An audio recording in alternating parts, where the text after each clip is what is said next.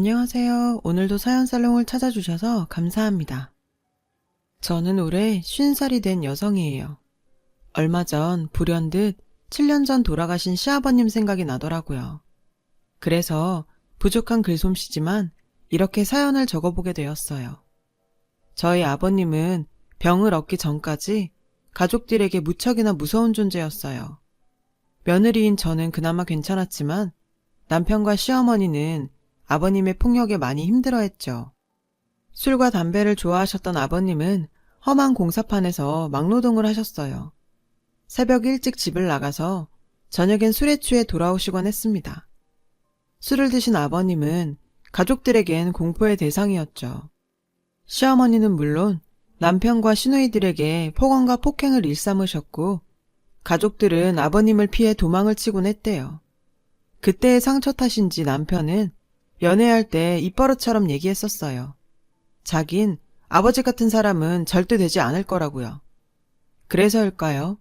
남편과 결혼을 결심하고 처음 시댁에 인사를 가던 날, 전 아버님을 뵙기까지 정말 많이 긴장했었어요. 겁을 먹은 거죠. 나중에 알고 보니 그날 긴장을 한 건 저뿐만이 아니라 시어머니와 시누들도 마찬가지였더군요. 어머님께선 아버님이 언제 파르르 화를 낼까 조마조마해 식은땀이 다 나셨대요. 남편은 1남 2녀 중 막내라서 어리고 힘이 없던 탓에 자신이 엄마와 누나들을 지켜주지 못했던 게 늘 괴로웠다고 하더군요. 그 말을 들으니 왠지 남편이 안쓰럽게 느껴지더라고요. 그래서인지 남편은 시어머니와 누나들에겐 끔찍하게 잘하면서도 아버지 일이라면 늘 시큰둥했어요. 전 남편의 마음을 알기에 그럴 때마다 남편을 대신해 일을 처리하곤 했죠. 저도 처음엔 시아버지가 불편하고 두렵긴 마찬가지였어요. 다행히 아버님이 제가 불편해하는 걸 아시고 도리어 제 눈치를 보셔서 따로 뵙는 일은 점차 줄었어요. 시댁의 가족 분위기가 이렇다 보니 1년에 2번 있는 명절은 정말 가시밭 같았어요. 시집간 시누이들이 명절이 돼도 친정을 찾지 않았거든요. 뿔이 난 시아버님은 어머님께 폭언과 폭력을 행사하시며 분위기를 살벌하게 만드셨어요. 그럴 때면 남편이 득달같이 달려들어서 어머님 편을 들었고 결국 싸움은 커졌죠. 그럴 때마다 저는 어린 딸을 데리고 집으로 피신을 오곤 했어요. 사정이 이렇다 보니 전 일이 곧해서 명절 증후군을 겪는 게 아니라 시아버님 때문에 명절 증후군을 겪게 되었죠. 한 번은 6살인 딸이 할아버지가 무서워서 할머니 집에 안 가겠다고 하더라고요. 이렇게 손녀딸까지 할아버지를 무서워하다 보니 남편조차 본가에 가는 걸 꺼리게 되었어요.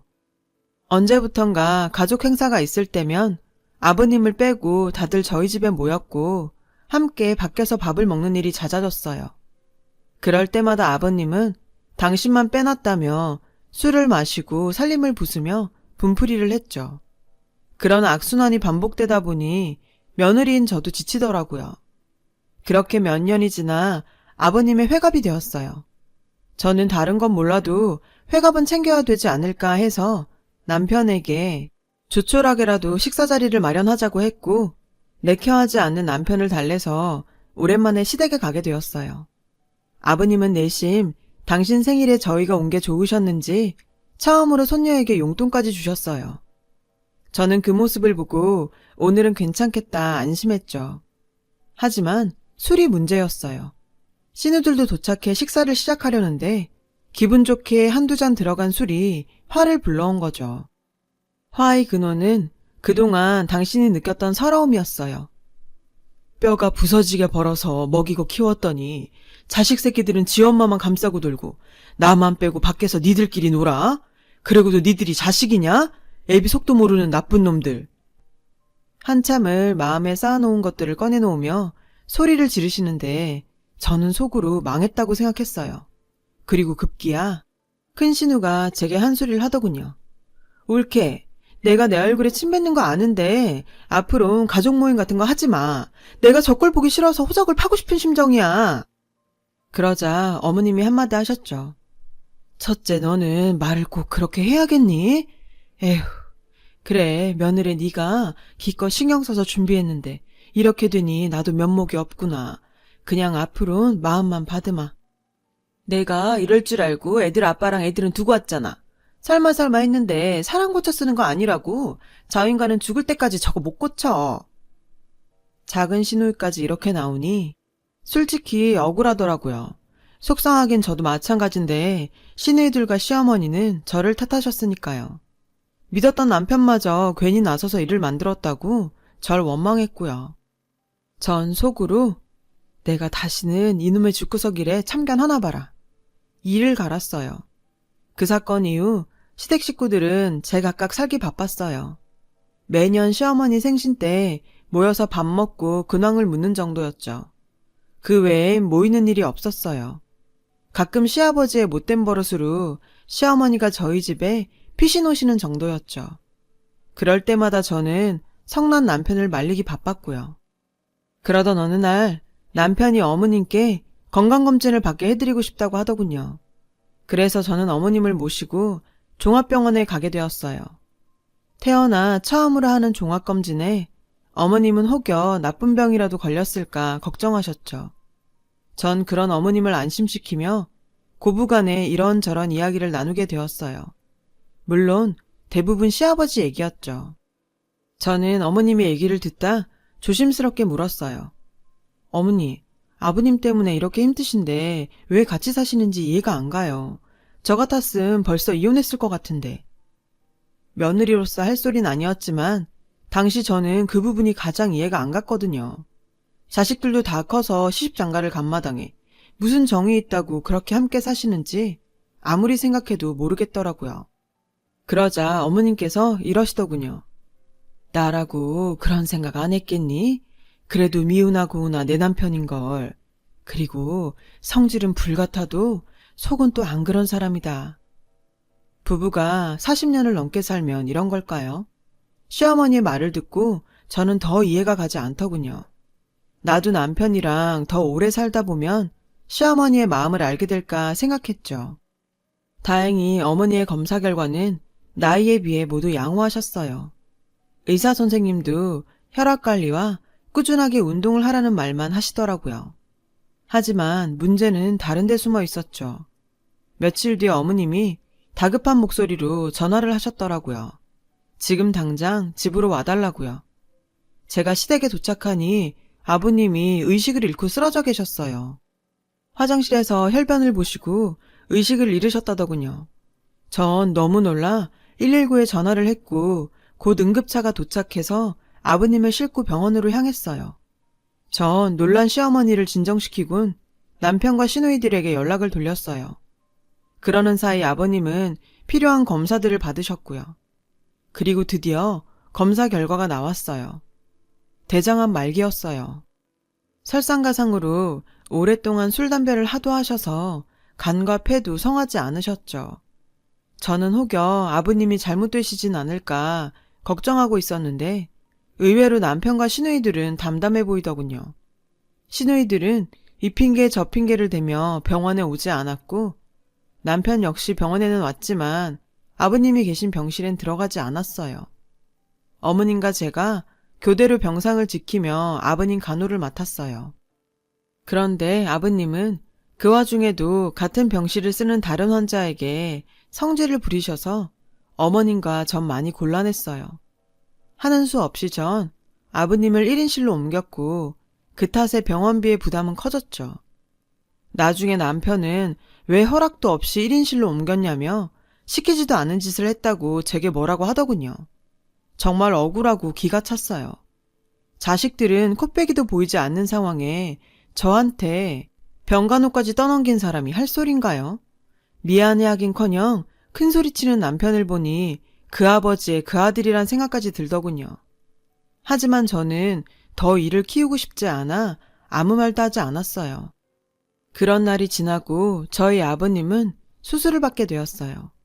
수술을 마친 의사 선생님은 그동안 자각 증상도 꽤 있어서 참기 힘들었을 텐데 왜 이제야 병원에 왔냐고 하셨죠. 안타깝게도 수술은 했지만 이미 전이가 시작돼 암세포를 모두 제거할 순 없었죠. 항암 치료를 해야 하는데 예후가 그리 좋지 않을 것 같아 적극 권하지는 못하겠다 하시더군요. 그날 밤 저희 집에선 어머니를 뺀 온 가족이 모여 상의를 했어요. 말이 상이지 신우들은 결과가 좋다는 확신도 없는데 항암 치료까지 하면 돈이 너무 많이 든다고 포기하자고 하더군요. 남편은 입을 꾹 다물고 아무 말도 하지 않았어요. 그때가 하필이면 저희 집 전세 계약이 끝나 큰 마음을 먹고 집을 장만하려고 할 때였어요. 물론 넉넉한 살림이 아니었기에 은행에 20년 주택자금 대출을 받아서 갈 계획이라 돈이 없긴 저희도 마찬가지였죠. 그렇다고 살아계시는 아버님의 치료를 포기할 수는 없어서 저는 남편한테 본가를 팔면 어떻겠냐고 물었죠. 어머님은 저희가 모시고요. 집 한 돈이면 병원비는 해결할 수 있지 않겠냐고요. 뾰족한 수가 없기에 일단 저희끼리는 그렇게 결론을 내렸어요. 이후 어머님께 이 얘기를 전했고 어머님은 알겠다고 하시더군요. 다만 저희한테 부담 주긴 싫으니 당신은 작은 방 하나만 얻어 살겠다고 하셨죠. 저는 괜찮다고 말했지만 남편은 그렇게 해야 어머님이 편하시다면 그러자고 하더군요. 그리고 얼마 뒤 아버님은 항암 치료에 들어갔어요. 정정하셨던 양반이 항암 치료가 시작되니 하루가 다르게 살이 빠지고 진정제 없이는 1분 1초도 버티기 힘들어 하셨죠. 차라리 자기를 죽여달라고 하시는데 옆에서 지켜보는 저도 너무 힘들었어요. 그러니 어머님은 어떠셨겠어요? 나중엔 아버님 보는 게 너무 힘드시다고 하시더라고요. 그래서 그때부터 거의 저 혼자 병원을 드나들며 아버님 병상을 지켰어요. 그렇게 어렵게 항암 치료가 끝이 났어요.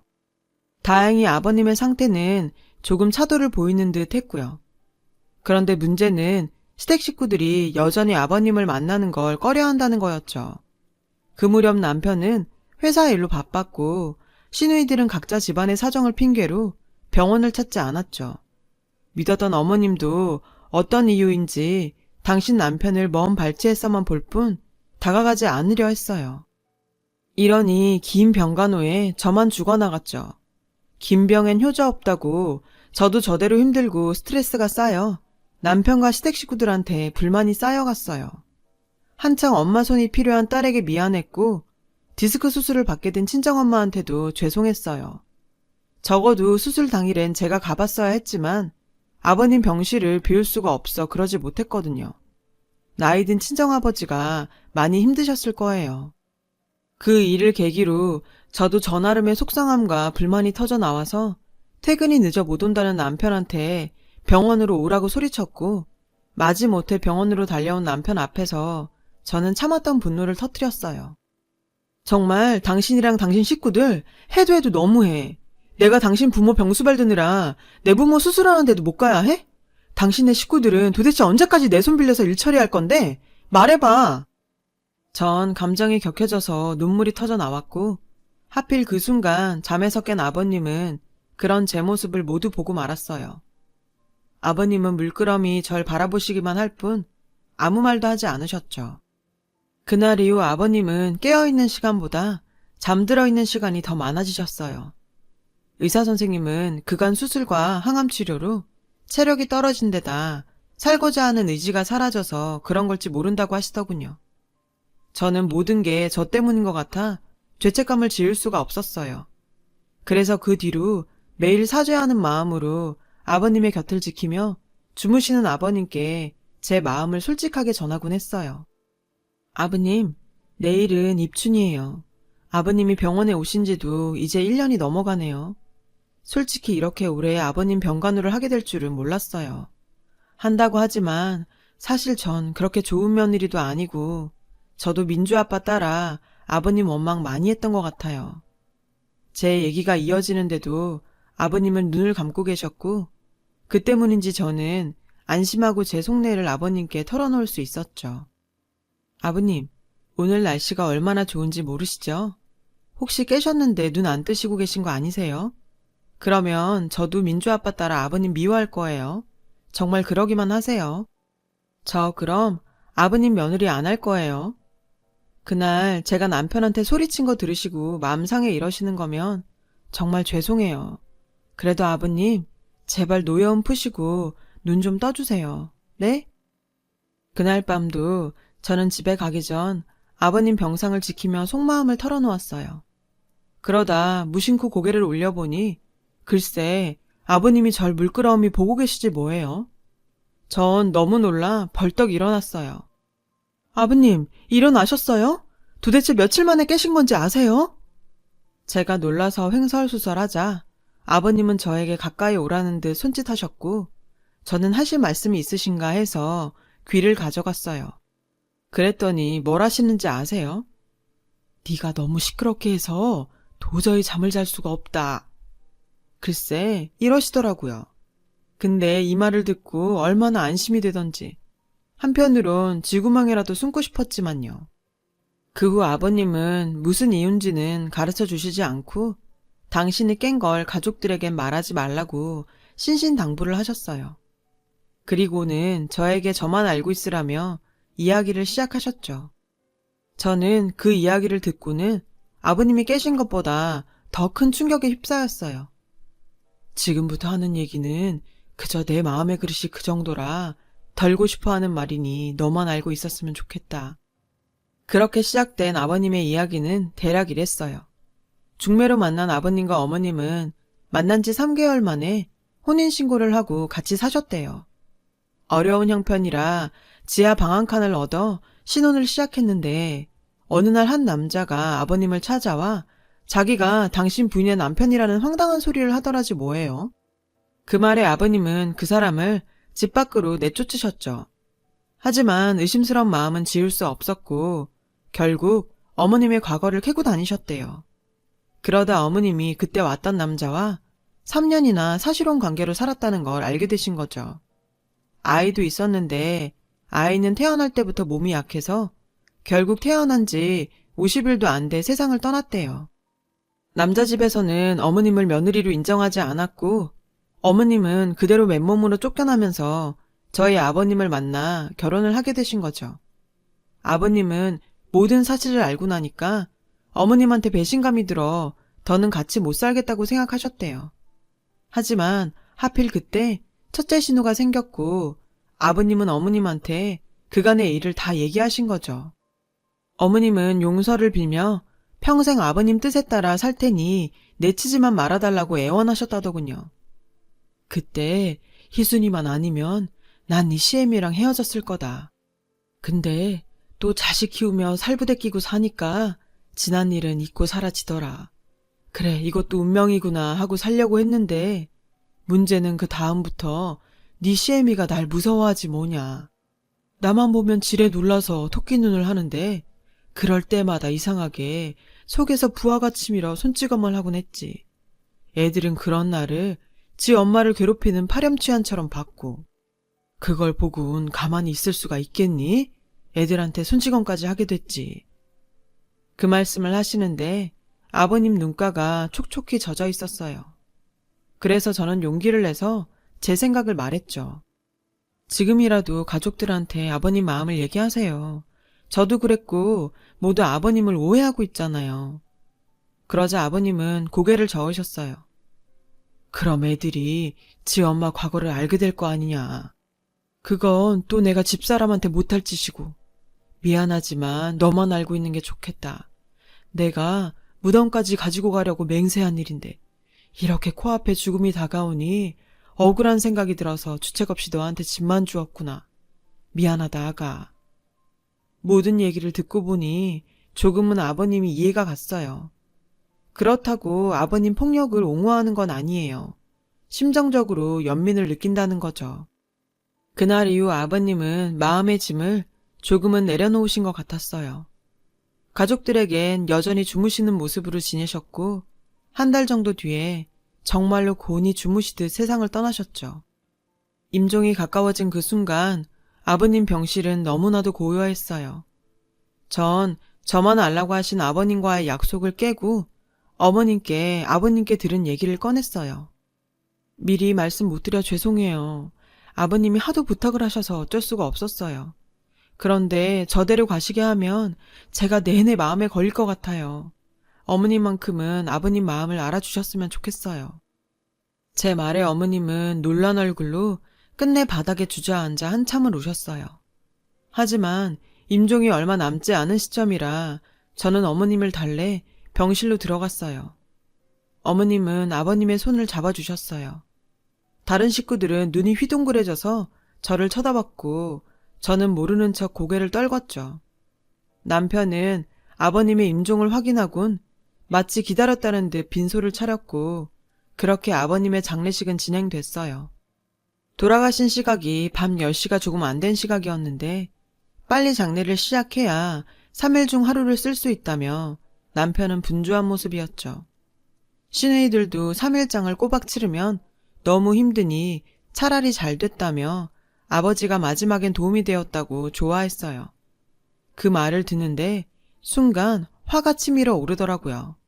생각 같아선 한마디 하고 싶었죠.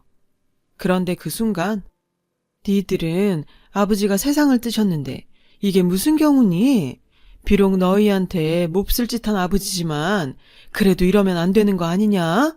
니들은 나 죽을 때도 이럴 거니?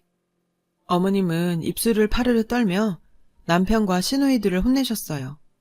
결혼하고 처음 보는 어머님 모습이었죠. 발인을 앞둔 마지막 밤 어머님은 아버님 영정사진을 보며 이런 말씀을 하셨어요. 속 좁은 사람이 그거 말하고 싶어서 어떻게 참았어요? 차라리 그때 당신과 헤어졌다면 당신이 자식한테 미움도 안 받고 동네 사람한테 손가락질도 안 받았을 텐데 미안해요. 저는 따뜻한 차를 한 잔 타서 어머님께 다가갔어요. 그리고 어머님 손을 잡아드렸죠. 고맙다.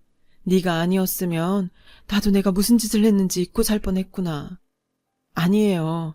아버님이 비밀로 하라고 하셨는데 약속도 못 지킨걸요. 저 나중에 아버님께 혼날지도 몰라요. 그 말에 어머님은 빙그레 웃으시더니 제 손을 꼭 잡아주셨어요. 그날 네 덕에 참 오랜만에 네 시아버지 손을 잡아봤다. 그리고 생각이 났어. 네 시아버지의 손이 따뜻했다는 걸. 이럴 줄 알았으면 진작에 좀 많이 잡아볼 걸 그랬구나. 어머님은 소리 죽여 한참을 우셨어요. 그때였죠. 구석에서 술을 마시고 있던 남편이 술에 잔뜩 취해선 뭐가 불만인지 울고 계신 어머님을 보고 뭐라고 하는 게 아니겠어요? 엄마는 속도 좋아. 그렇게 당하고도 눈물이 나? 나는 아주 기분이 좋아. 우리 가족 괴롭히던 사람이 없으니까 속이 다 후련해. 근데 엄마는 왜 계속 그렇게 슬픈 사람처럼 있어? 엄마가 그러고 있으니까 내가 이상한 사람 같잖아. 말은 그렇게 했지만 남편도 속이 상해 그런다는 걸 전 알 수 있었어요. 표현이 서툰 건 아버님을 꼭 닮았죠. 그런데 그 순간 어머님이 벌떡 일어나 남편의 뺨을 치셨어요. 그 모습에 깜짝 놀란 시누이들이 달려와 어머님을 말렸어요. 엄마 미쳤어? 이게 무슨 짓이야? 엄마도 속으론 좋잖아. 맨날 들들 볶이고 물건 부수는 남편 없으니까. 엄마가 제일 좋아해야 맞는 거잖아.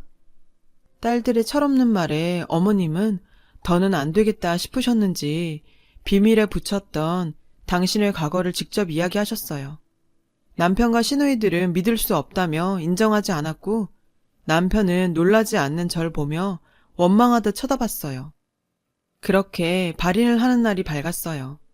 저는 남편에게만은 아버님과 나누었던 얘기를 해야 할 것 같아서 발인하러 가기 전 조용히 이야기를 전해주었어요.